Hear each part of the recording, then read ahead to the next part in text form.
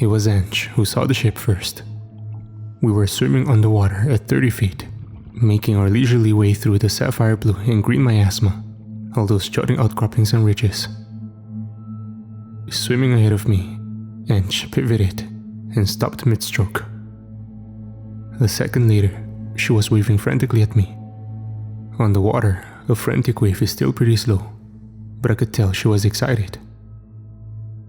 I swam forward, the rock tunnel overhead slipping above and out of my field of view, until a murky shape emerged in front of me. In the sudden descent away into clear blue, I could see beneath me a long grey object, clearly some sort of scuttled vessel. It listed slightly to starboard, as though it had settled awkwardly upon a sandbank when coming to rest. What do you think it is? Ange said through the two-way radio attached to both our face masks. God, I said. I don't know. It looks like some kind of aircraft carrier or cargo ship. The gunmetal grey of the hull loomed out at us, like a sullen giantess, coiled and silent in the gloom of the deep, daring us to make our approach. Weird. I didn't hear about any wrecks out here. Probably the locals don't want to draw attention to it. There's already too many shitty tourist divers in Zakynthos. Present company excluded, of course. She chuckled. We don't count, I said tartly. We're professionals. We were scuba diving off the coast of Greece, one-time professional divers, both of us. It was a holiday Ange and I had been looking forward to for countless months since lockdown. I am a retired military rescue diver back in Sydney, and back then Ange still worked maintenance diving. You could say we were obsessed. There's just a rush you get from going down somewhere new and unexplored. I do mean that literally. At a certain depth and duration of a dive, the nitrogen level in your blood starts giving you a buzz. If you let it go too long, you can become disoriented or even pass out. And if that happens 50 feet or more under the water, well. But this was just a fun little jaunt off the coast. The diving in Thailand and Sydney is great, but you just can't beat the Mediterranean for maritime history. A sunken trireme or submerged city is never far off. We'd already been on a few dives as we made our way down the peninsula, and we had seen some wrecks already. Even as experienced divers, this one caught our attention. What was its story? Why had nobody told us about it? Surely a sly word from a fellow expat or a fellow diver would have given us the nudge. This was a true mystery. I watched my wife nod slowly and wonder, her thoughts clearly tracking with mine. She turned to me. I'll never get over the strangeness of seeing her lovely blonde hair billowing out behind that alien mask. It's probably another 50 feet down, she said. That gives us another 30 minutes. We can at least suss it out. With my tentative agreement, I always prefer to do things exactly by the book. We began our descent. As we got closer, I could see that the light was having a hard time penetrating down there. Now, at 80 feet on a good day, you have pretty decent visibility on a dive. Sure, you lose a little bit of light, but not much. Down there, it was murky as hell. And believe me, the sun was out. It looked almost as though a blackish jet stream or current was cutting through the otherwise idyllic blue of the Great Met. I'd never seen anything quite like it, and I wondered if maybe it had been polluted by an oil spill or something. The ship was right in the middle, as though the thing had been swallowed by a giant wormhole. I gotta tell you, I didn't like it much at all. Ange, something about this seems funky. See the darkness of that channel?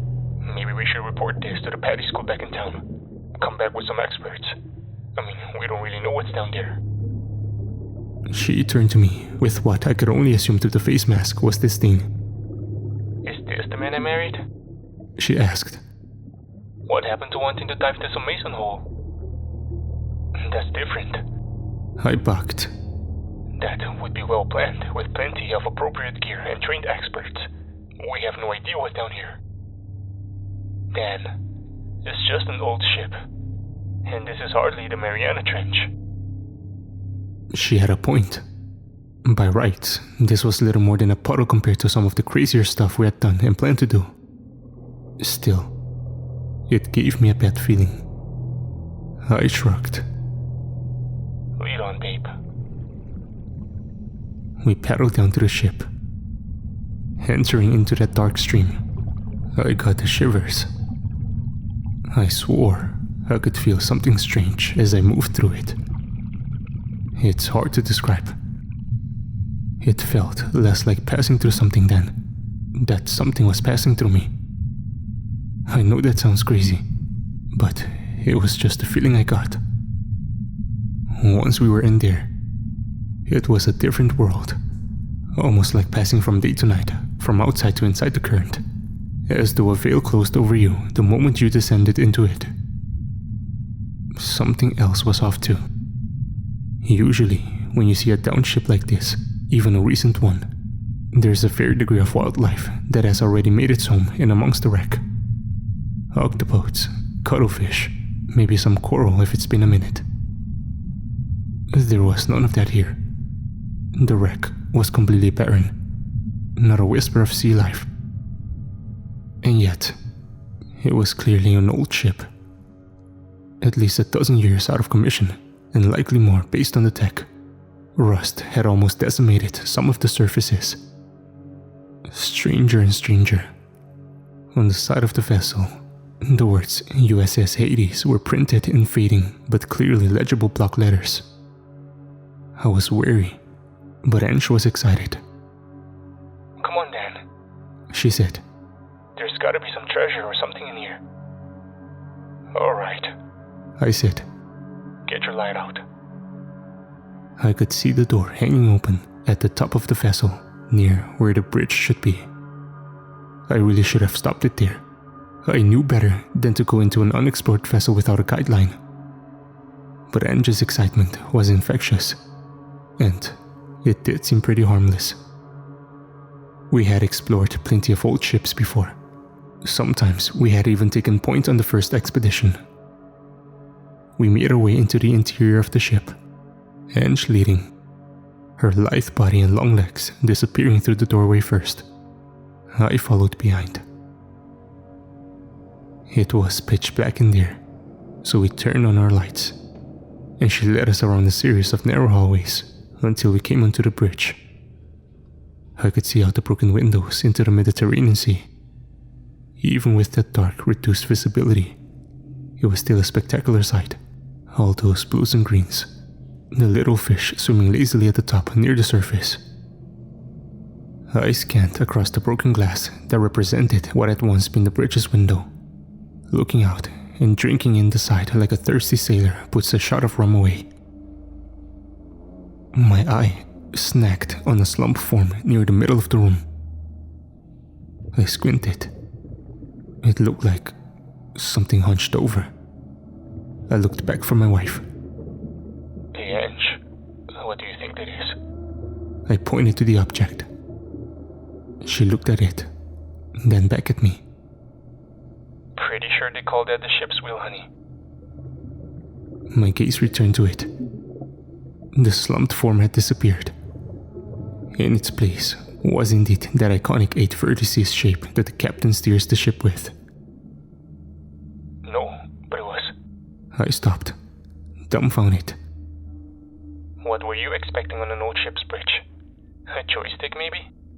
She said and giggled, swimming past me into the next room, leaving me speechless and red-faced. I kept staring at the ship's wheel. There had been something on there. I would have sworn to it. It had almost looked like a body. Well, what the hell? Maybe the nitrogen narcosis was setting in. That thought made me uneasy. I checked my watch. No, we had only been down here for a total of 17 minutes. Just seeing things, I guess. I followed down the stairway into the room on the deck below. The sign demarcated as Mess Hall. It sure looked messy.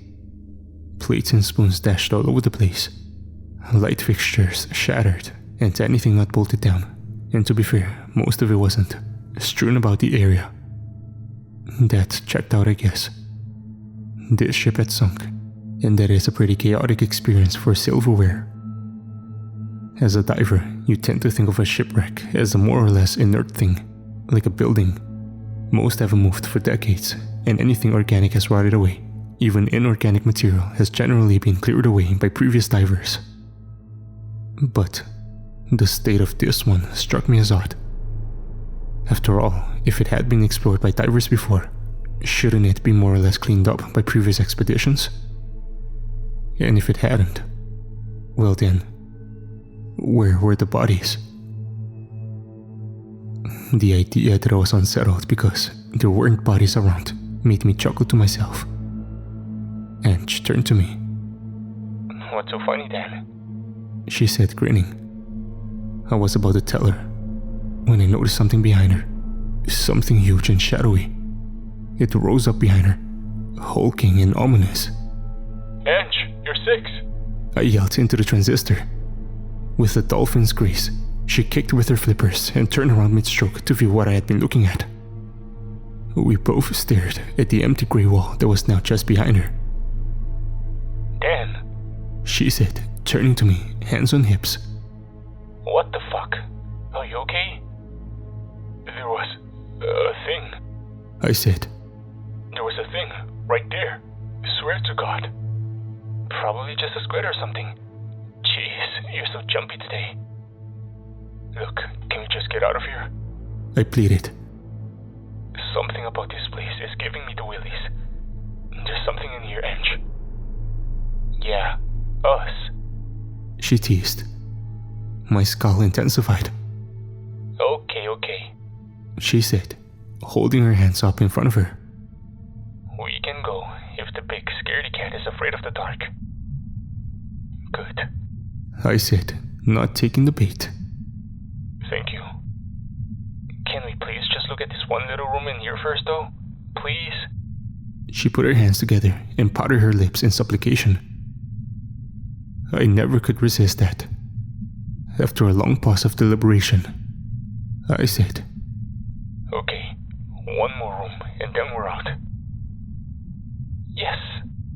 In underwater slow motion, she pumped her fist and elbow down into her stomach.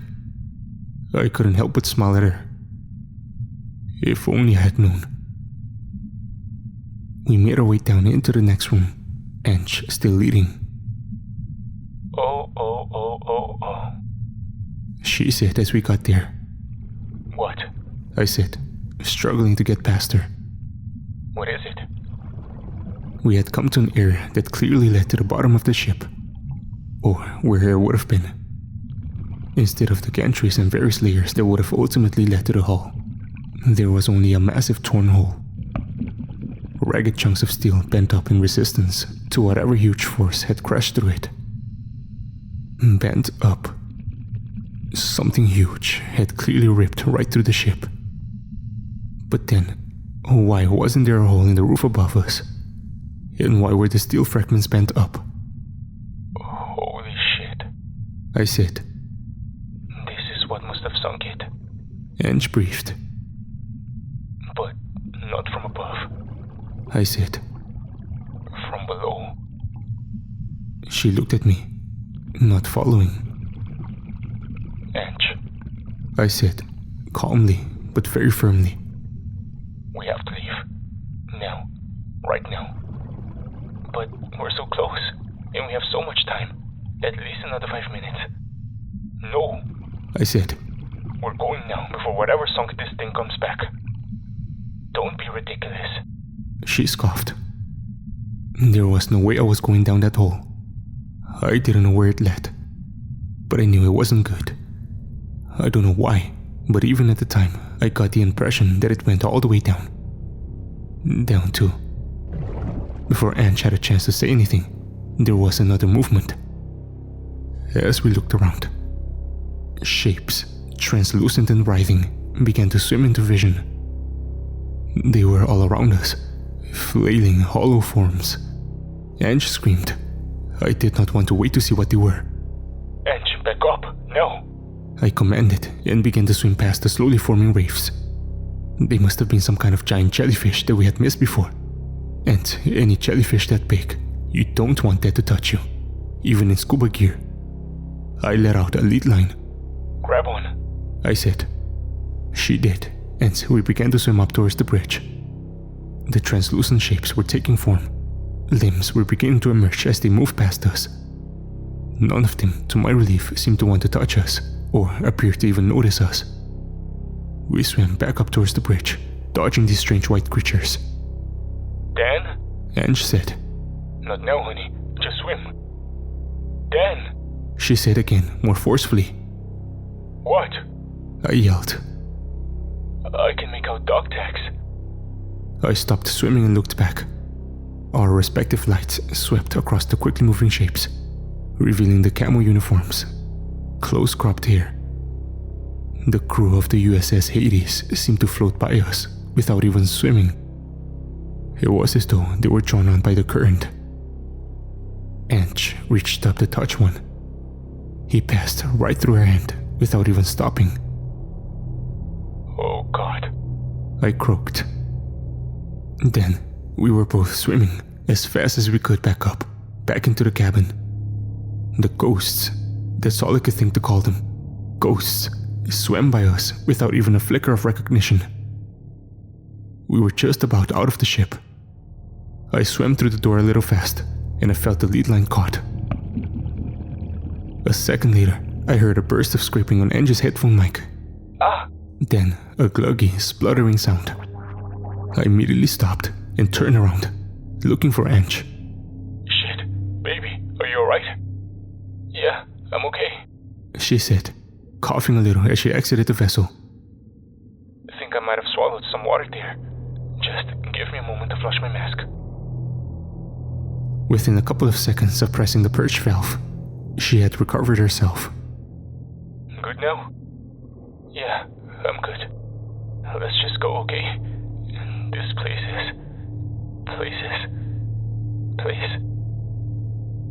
Ange? I said. Are you alright? She shook her head dazedly. Ange, talk to me, Ange. Are you good? She turned around and swam right back into the ship. Ange? I said, not wanting to startle her further, but also beginning to panic. Ange, what are you doing? We have to leave. Nitrogen narcosis is a condition unique to diving, as I've mentioned. When it starts to kick in, people start doing strange things. They might seem like they're drunk or confused. It affects judgment. People become erratic, even angry. I've only seen it in earnest a couple of times. Once on a deep dive rescue mission, one of my partners started to freak out. He disconnected his air tank and swam off on his own. There's not much you can do, because if a person acts erratically, there's a good chance they'll hurt you too. It's the same as how you don't try to save a drowning person, because they're just as likely to bring you down with them. But this was my wife. I wasn't going to just leave her. Ange was whipping down the ship at a furious rate. Like I said, she was a professional diver too, so when that girl wanted, she could go fast. I followed her, calmly continuing to speak to her. Ange, what's going on? Are you okay? You have to stop. You're going the wrong way. But she wasn't stopping for anyone. Now I know better. I'm not sure she could have stopped if she wanted to. Within a few minutes we were back above that horrible pit. I saw her swim down there, and I followed. I could see those weird, translucent ghost things there as well. They were just sitting there. But now I noticed there were others. Old, wrinkled folks, young people, even children. They were all just floating there above the pit, waiting for something. Ange made it down there with them. I was still radioing her. Ange, do you read me? Ange, do you read me? Please communicate back. I was now right next to her, amongst the rest of them. I do mean literally amongst them. My body was actually partially obscured by two of them, my hip passing right through a torso. I felt that cold, shivering feeling again. Ange, I pleaded, now truly on the verge of panic. much oxygen left. If we don't leave now, we won't make it back to the surface without getting the bends. Nothing. Her eyes were blank, vacant, as if whatever consciousness had been in there was absent. Then I heard it. Even underwater, I heard the sound of something coming. Something huge and tenebrous rising out of that shaft. It was a swishing sound, like a propeller, but slower. A something moving its way from somewhere far, far down. The hole must have been 30 meters across. I wondered, what in God's name could be that big? I tried to grab my wife's hand and pull her up, but she wouldn't budge. She actually hit me and nearly dislodged my mask, so I was forced to let go. A few seconds later, a gargantuan head rose up out of the black depths. It was an ugly black head with red piercing eyes and pupils that rolled around in them like a drowning man in a vat of blood. It was a massive moray eel. Sweet Jesus, I gasped, nearly gagging with disgust and horror. That thing must have torn the bottom out of the ship and sunk it. Now it was coming back for the crew. Ange, please. I begged. We have to go. That thing could swallow us whole. She turned to me, and for the first time since her mask had flooded, she acknowledged me. Yes. She said, nodding. And take us down to the dark place. What? What are you talking about? Come on, the oxygen is nearly done. But she wasn't listening now. The huge creature was moving. Its huge mouth yawned open, widening ever more. At some point, it seemed to unhinge, bending back over itself until it was all mouth, making the creature look like a monstrous, gigantic lamprey. Ange and the rest of them began to swim towards it. They moved almost like a procession. There was no rush, no pushing or even excitement. The crush had the serene lassitude of people getting onto the morning train, an eerie resignedness. I can remember the next bit so clearly. It's etched onto my psyche. I can play it back in my mind just like a movie. They piled into the creature's mouth, crowding it in almost perfect rows, packed in like sardines. Ange swam down there. I tried to reach out and grab her, to stop her, but I was frozen. I just couldn't move. I wonder about that sometimes. I will never forget seeing her blonde hair fanning out behind her, an eel in its own right, as she swam towards it. Then, she was there, right in the middle of them, whereas the others had passed right through me. They seemed to give her space. She had about a foot's length between the rest of them, right into the center of them all. There she was, Ange standing there, beautiful and young, the single corporeal entity in a great mass of translucent shades. Like the hood of a wrecked-up car being lowered, the creature closed its mouth over them. My wife did not even look at me as she fell out of view. The mouth closed, and those horrible bloody eyes passed over me. Then, it descended back to where it had come from, slipping from view, back the way it had come.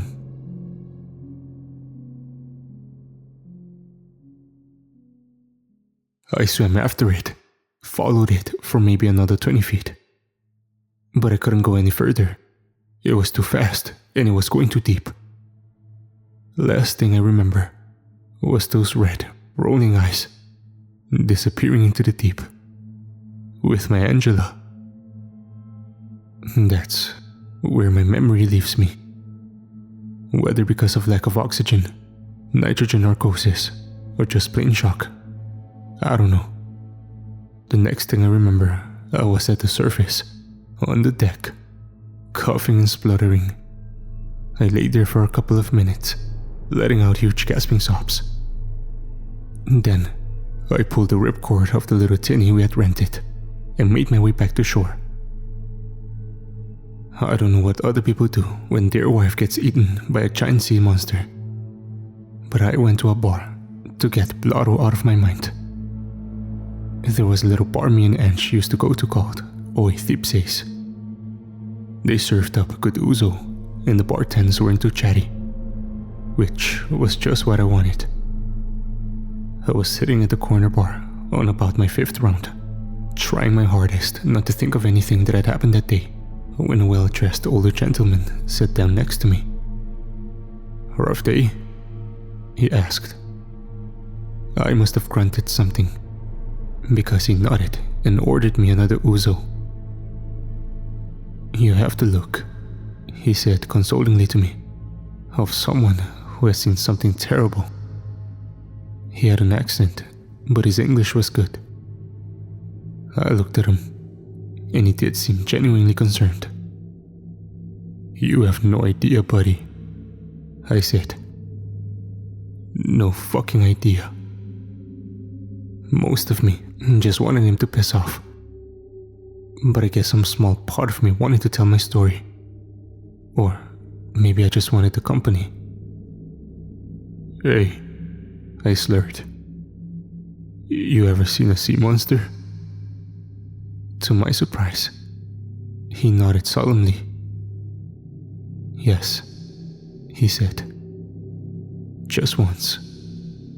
It was Charon." "Charon?" I said. He nodded. "I don't know what you're talking about," I said, taking a slug of ouzo and turning away. "Let's say you and we took a little fishing trip out on my boat. Maybe we do a little diving out past the headland. Swim down 70 or 80 feet. Suddenly there's a ship." The old man said. "The USS Hades," I said. The old man sighed. He nodded his head weakly, painfully. "What you saw, my friend, was the river Lethe."